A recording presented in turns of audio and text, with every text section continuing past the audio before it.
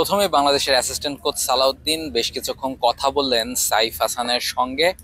এরপর তাকে কিছুটা বুঝিয়ে কি ধরনের অ্যাপ্রোচে ব্যাটিং করবেন সবকিছু বুঝিয়ে তাকে সবার প্রথমেই নেটে পাঠানো হলো। এবং সবসময় আমরা দেখেছি যে যারা আসলে টপ অর্ডারে ব্যাটিং করেন বা যারা ওপেন করেন কিংবা যারা আসলে দলের সবচেয়ে গুরুত্বপূর্ণ ব্যাটার তাদেরকে আসলে নেট সেশনে বা প্র্যাকটিস সেশনে সবার আগে ব্যাটিং করতে পাঠানো হয়। এবং একই কাজ আমরা কিন্তু বাংলাদেশের আফগানিস্তানের বিপক্ষে যে ম্যাচ, গ্রুপ পর্বের শেষ ম্যাচ, সেই ম্যাচের আগের দিনের যে অনুশীলন, সেই অনুশীলনে দেখলাম একেবারে প্র্যাকটিস সেশনের শুরুতেই সাইফ হাসান যিনি আছেন তাকে আসলে সেভাবেই একেবারে শুরুতে তাকে নেটে ব্যাটিং করতে পাঠানো হলো। দুই ওপেনার তার পাশাপাশি ছিলেন, তানজিদ তামিম এবং পারভেজ হোসেন ইমন দুপাশের নেটে ছিলেন এবং মাঝের যে নেটটা ছিল সেই নেটটাতে সাইফ হাসান তিনি ছিলেন।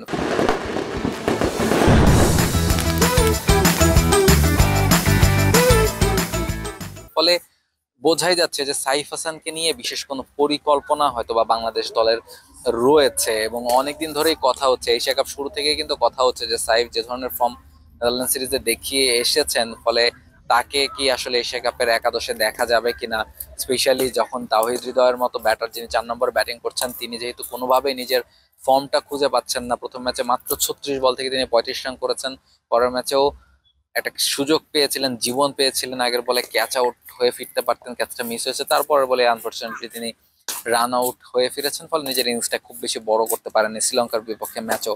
ফলে তার জায়গায় আসলে কাকে খেলানো হবে তিনি যদি বাদ পড়েন সেক্ষেত্রে কিন্তু সাইফ একজন অপশন হিসেবে আছেনই। এবং এই জায়গায় কিন্তু সাইফের আরেকটা যেটা কার্যকারিতা সেটা হচ্ছে তার স্পিন বোলিং অপশন। অ্যাজ স্পিনারও কিন্তু তাকে দিয়ে 2-3টা ওভার ক্যাপ্টেন চাইলে করিয়ে নিতে পারেন। আমরা দেখেছি যে এর আগের ম্যাচটাতে রিশাদ খুব একটা ভালো বোলিং করতে পারেনি, ফলে ক্যাপ্টেন বোলার শর্ট ছিলেন। আরেকটা কাকে বোলিং এ আনতে পারবেন সেরকম বোলার তার হাতে ছিল না।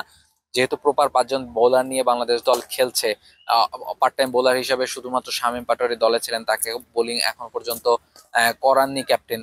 ফলে সাইফকে যদি ইনক্লুড করা হয় সেই বোলিং অপশনটা লিটন কুমার দাসের কাছে থাকে। ফলে লিটন কুমার দাস চাইলেই সাইফকে বোলিং এও কখনো কখনো মিডল ওভার গুলোতে ইউজ করতে পারেন। ফলে সেই জায়গাটাতে আফগানিস্তানের বিপক্ষে যে ম্যাচটা আগামীকাল বাংলাদেশ খেলতে যাচ্ছে সেই ম্যাচে যদি তাহিদ হৃদয়ের জায়গায় সাইফকে আপনি একাদশে দেখেন বা যে কারো জায়গায় সাইফকে যদি আপনি একাদশে দেখেন সেটা খুব বেশি অবাক হওয়ার মতো হবে না। অন্তত প্র্যাকটিস সেশন দেখে ম্যাচের আগের দিন সেরকমই কিন্তু মনে হচ্ছে যে সাইফকে নিয়ে একটা ভালো পরিকল্পনা বাংলাদেশ দলের রয়েছে। যদিও এই ধরনের পরিকল্পনা আসলে অনেকটাই নির্ভর করে শেষ মুহূর্তে উইকেট দেখে, প্রতিপক্ষের অ্যাটিটিউড দেখে। ফলে সব মিলিয়ে শেষ পর্যন্ত যদি এই প্ল্যানে বাংলাদেশ দল স্ট্রিক থাকে তাহলে হয়তো বা আগামীকাল আফগানিস্তানের বিপক্ষে ম্যাচেই সাইফ এবারে এশিয়া কাপের প্রথম ম্যাচটা খেলে ফেলতে পারেন। এবং বাংলাদেশের জন্য বাংলাদেশের এই ম্যাচটা জেতা কিন্তু খুব বেশি ইম্পর্টেন্ট। এই ম্যাচ থেকে আপনি জিতলে হয়তো বা টুর্নামেন্টে টিকে থাকার একটা সম্ভাবনা তৈরি হতে পারে।